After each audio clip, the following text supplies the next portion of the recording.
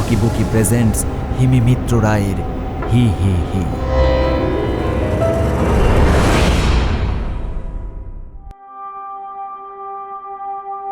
আমাদের দু বন্ধুর ছোট থেকেই ভীষণ মিল, সবেতেই। আমাদের দুজনেরই ক্রিকেটে সচিন, ফুটবলে মারাদোনা, আর এখন মেসি। খাবারে বিরিয়ানি ও মিষ্টি। ফটোগ্রাফিরও শখ ছিল 16 আনা। আমাদের দুজনেরই এক মেয়ে। এমন অদ্ভুত মিল খুঁজে পাওয়া যায় না সহজে। ক্লাস 5 থেকে আমাদের দোস্তি বাবার ব্যবসার সূত্রে রাজস্থানে আসবার পর।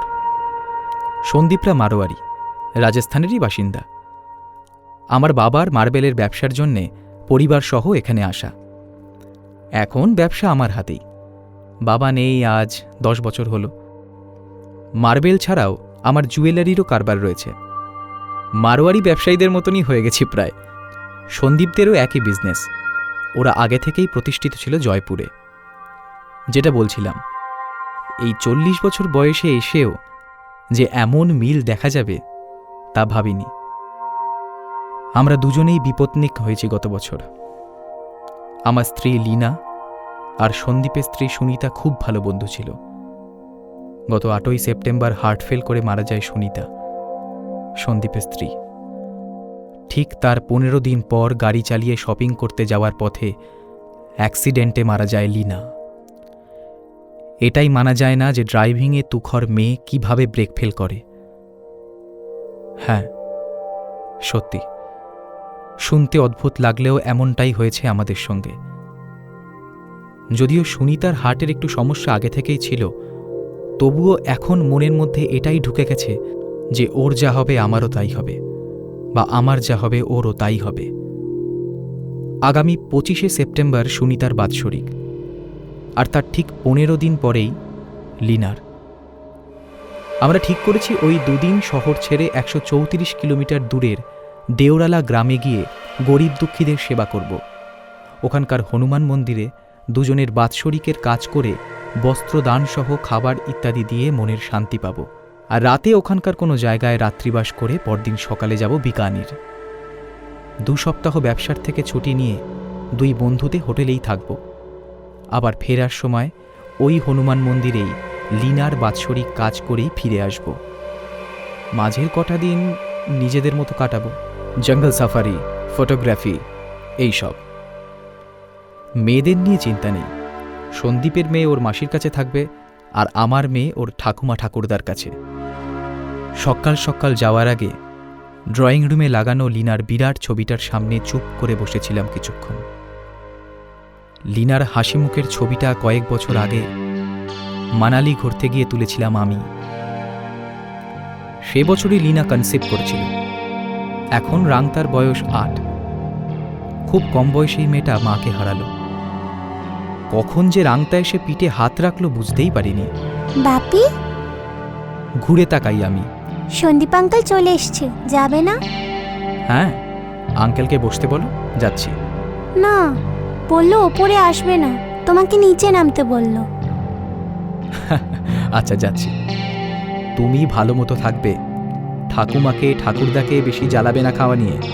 পড়াশোনা করো। আমি 2 সপ্তাহ পরেই চলে আসব, কেমন? ঠিক আছে বাপি, তুমি সাবধানে থেকো। গাড়ি স্টার্ট দিল সন্দীপ। আমরা হালকা মিউজিক শুনতে শুনতে শহর ছাড়িয়ে গ্রামের রাস্তায় পড়লাম। এসির দরকার নেই এখন। কাঁচ খোলা আছে, ফুরফুর করে হাওয়া আসছে জানলা দিয়ে, বেশ আরামদায়ক। এ সময় রাজস্থানে গরম থাকে, কিন্তু কিছুদিন ঝড় বৃষ্টি হওয়ায় আবহাওয়াটা অনেকটা ঠান্ডা হয়ে গেছে। সামনেই জয়সলমের। ওই মরুভূমি পেরিয়ে আমাদের দেওরালা গ্রামে পৌঁছতে হবে। মাঝপথে বিরাট ট্রাফিক জ্যামে ফেঁসে 2 ঘন্টা লেট হয়ে গেল। তার ওপর যদি বালির ঝড় ওঠে তবে তো হলো। দিন থাকতে থাকতে মরুভূমিটা পেরোতে না পারলে খুব বিপদ হবে। 3:30 বেজে গেছে। আর অদ্ভুত লাগছে, আজ মরুভূমিতে একটাও লোক নেই। যদিও এ সময় ট্যুরিস্ট থাকে না, তবুও উটের লাইন থাকে। মালপত্র সমেত ওরা পারাপার করে। আজ কোনো অজ্ঞাত কারণে বড্ড ফাঁকা। আরে চিন্তা করিস না, কতবার এদিকে গাড়ি নিয়ে গেছি, সব মুখস্থ আমার। এই তো আর 1 ঘন্টা লাগবে জাস্ট পার হতে। সন্দীপ আশ্বস্ত করে আমাকে।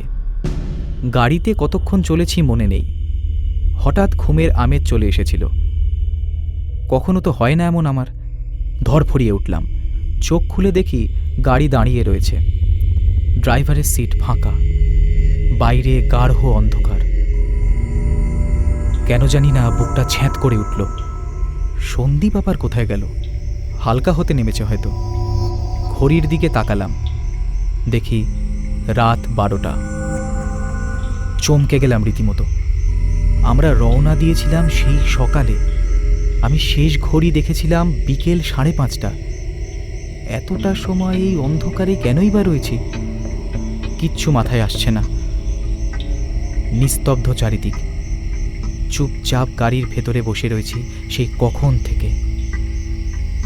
সন্দীপের আসার নাম নেই। এবার বাড়াবাড়ি হয়ে যাচ্ছে, দম বন্ধ লাগছে। দরজা খুলে বেরিয়ে পড়লাম বাইরে। নিশ্ছিদ্র অন্ধকার, আকাশও মিশ কালো। এমনিতেই মেঘলা ছিল, তার উপরে বোধহয় অমাবস্যা।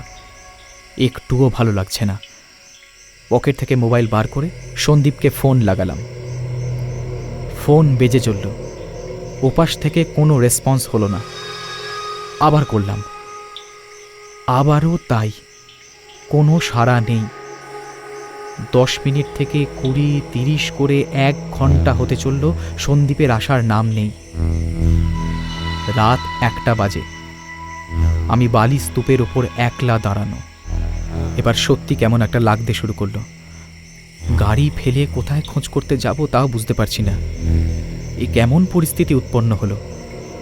হাওয়া হচ্ছে বেশ, ঠান্ডাও লাগছে। মরুভূমিতে দিনে যেমন গরম, রাতে তেমন ঠান্ডা। শেষমেশ ঠান্ডায় জমে মরে যেতে হবে নাকি? অবশ্য গাড়ির পেছনে গরিবদের দেওয়ার জন্য কিছু শীতের জামা কাপড় রয়েছে, প্রয়োজনে সেগুলো গায়ে দেওয়া যাবে। কিন্তু কথা হলো, সন্দীপ কোথায় গেল? হঠাৎ দূরে আলোর মালা দেখা গেল। মনে হচ্ছে লাইন দিয়ে কেউ প্রদীপ নিয়ে যাচ্ছে। অন্ধকারে শুধু আলোটাই চোখে পড়ছে। প্রাণে একটু জল এলো আমার। অন্ততপক্ষে একটা গ্রামের খোঁজ তো পাওয়া যেতে পারে। আমি গাড়ি লক করে আলোর লাইনের দিকে হাঁটতে শুরু করলাম। পেছন থেকে একটা চাদর নিয়ে ভালো করে পেঁচিয়ে নিলাম নিজেকে। গাড়ি নিয়ে গেলে যদি সন্দীপ এসে খুঁজে না পাই, তাই হাঁটা। বেশ ঠান্ডা লাগছে। কেন জানি না হাঁটতে একটুও ভালো লাগছে না। একা একা গভীর রাতে মরুভূমির ওপর দিয়ে যাচ্ছি, এ যে কী অনুভূতি তা বোঝানো যাবে না। একটা অজানা অস্বস্তি হচ্ছে। যদিও আমি অশরীরীতে বিশ্বাস করি না, কিন্তু আমার পেছনে তাকাতে একটুও ভালো লাগছে না। দ্রুত এগিয়ে চলছি।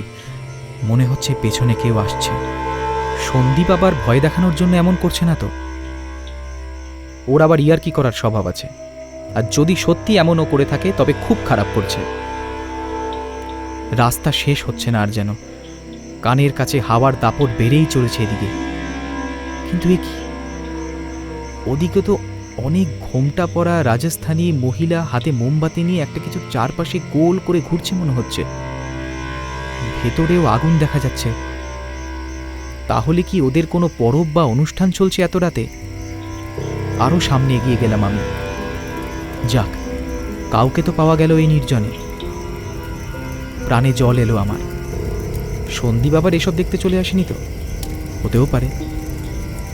ঘাগরা পরা ঘোমটায় পুরো মুখ ঢাকা মহিলারা নিস্তব্ধে ঘুরে চলেছে। মাঝখানে চিতার মতো কিছু জ্বলছে। তাহলে হয়তো দাহ হচ্ছে মৃতদেহ। কিন্তু এত রাতে সব দাহ, তাও আবার মহিলারা শুধু। অবশ্য কত রকমেরই তো পরব হয়, হয়তো এমনই নিয়ম। আমি আর ওদের ডিস্টার্ব করলাম না।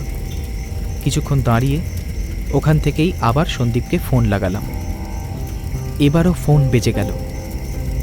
আতঙ্ক হতে শুরু হলো আমার, আর শরীরও ভালো লাগছে না। এবার যদি ও না আসে তবে আমি গাড়ি চালিয়ে চলে যাব ভাবলাম। বিধ্বস্ত অবস্থায় গাড়ি অবধি এলাম। কেন জানি না এবারেও মনে হলো আমি একা নই, কেউ বা কারা পিছু নিচ্ছে। ডাকাত টাকাত নয় তো? সজাগ হয়ে জোরে হেঁটে গাড়ির কাছে আসতেই দেখি লাঠি হাতে ঘাগরা পরা এক বৃদ্ধা নিচে বসে রয়েছে চাকার কাছে। প্রথমে অন্ধকারে খেয়াল করিনি।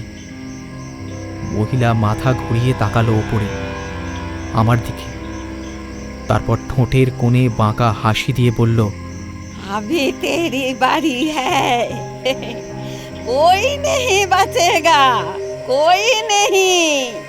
বলেই চোখের মনি ঘুরিয়ে ঘুরিয়ে হাসতে লাগলো শব্দ করে। হাতের লাঠিটাকেও বালির মধ্যে আনন্দে পেটাতে থাকলো। উফ, অসহ্য! রাত বিরেতে এই উৎপাত ভালো লাগে? বৃদ্ধাকে একটা রাগ আর ঘৃণাসূচক আওয়াজ করে চাবি খুলে গাড়িতে উঠলাম। ড্রাইভারের সিটে বসে পড়লাম আমি। যা খুশি হোক, এখান থেকে পালাই। কাল এসে সন্দীপের খোঁজ করব। হঠাৎ গাড়ির জানলায় বলিরেখা পড়া বৃদ্ধার মুখটা উকি দেওয়ায় চমকে গেলাম। উফ, কি ভয়ানক দৃষ্টি! जो जो अपनी दुल्हन को खून करता है वो इधर आके मरता है। তোর বন্ধুর চিতা জ্বলছিল ওইখানে, ওই সতীদাহের ঘাটে, যেখানে যেখানে বিধবাদের জোর করে মরদের চিতার আগুনে ঠেলে দেওয়া হতো, সেখানে সতী সতী বানানো হতো, সতী। চিতার আগুনে যখন বউগুলো চিৎকার করত, তখন তোরা ঢাক ঢোল পিটিয়ে ওর আওয়াজ দাবিয়ে দিতি।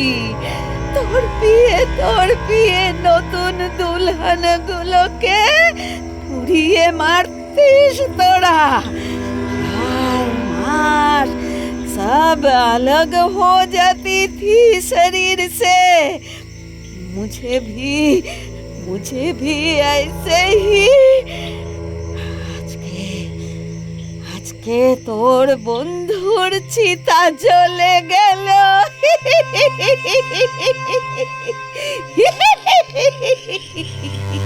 बहुत मजा आई थी, इतना मजा।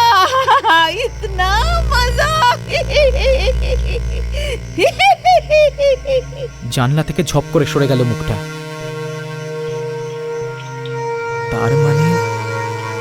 তার মানে সন্দীপ সুনিতাকে...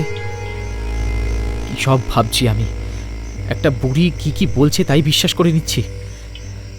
বুকের ভেতরে তাও একটা শীতল স্রোত সম্পূর্ণ শরীরটাকে কাঁপিয়ে দিয়ে গেল আমার। অজানা ভয়। আমিও তো লিনার গাড়ির ব্রেকটা... কে কে আওয়াজটা গাড়ির ভেতর থেকে এলো মনে হলো। আমি তো গাড়ি লক করে দিয়েছিলাম। कोई नहीं बचेगा कोई नहीं।